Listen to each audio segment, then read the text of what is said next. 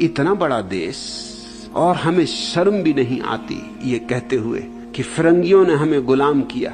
तो तुम गुलाम हुए क्यों? 40 करोड़ का देश कुल 3 करोड़ संख्या वाले देश का गुलाम हो गया। चुल्लू भर पानी में डूब मरो, शर्म भी नहीं आती। 40 आदमियों को 3 आदमी गुलाम बना ले और फिर भी गाली दें कि इन दुष्टों ने हमें गुलाम बना लिया। तो तुम करते क्या रहे? तुमसे कुछ भी ना हो सका। 2000 साल में किन किन ने तुम्हें गुलाम बनाया, जरा सोचो तो।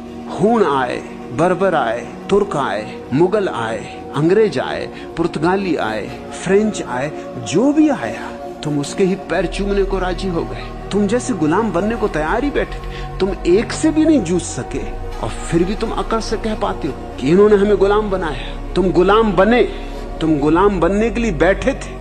तुम तो झोली पसारे बैठे थे कि आओ हमें गुलाम बनाओ। तुम दुनिया की सबसे पुरानी सभ्यता हो। तुम्हारे पास तो विज्ञान परम शिखर पर होना चाहिए था।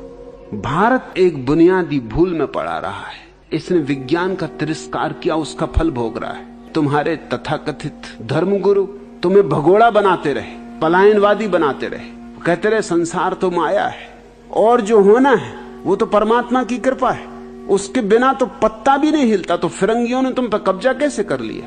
तुम लुटे क्यों? फिरंगी तो तुम्हारे परमात्मा से भी ताकतवर मालूम होते, तुमसे कुछ करते ना बना। तुम इतने नपुंसक।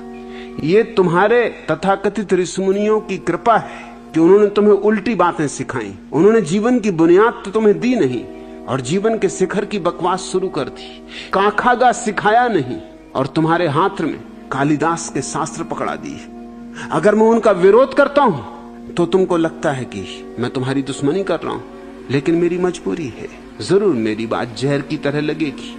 जिस मूढ़ता के कारण तुम परेशान रहे हो उसको मैं मिटा के अपना कर्तव्य पूरा कर रहा हूं। किसी को कैंसर हो तो ऑपरेशन तो करना ही होगा, और तुम जिसको संस्कृति कह रहे हो वो तुम्हारा कैंसर है। धर्म की बकवास है तुम्हारे पास और तुम्हारी बकवास कुछ काम ना आई।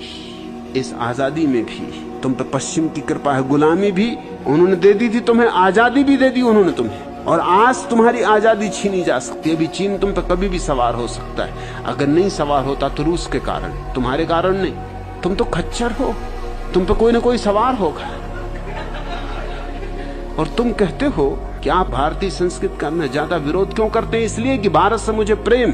मैं चाहता हूं कि ये भी दुनिया में अपना स्थान पाए, सम्मान पूर्वक अपना स्थान पाए, और ये विज्ञान के बिना नहीं हो सकता है। क्योंकि शरीर मनुष्य का आधार है और आत्मा मनुष्य का आत्यंतिक आविष्कार, वो अंतिम बात है।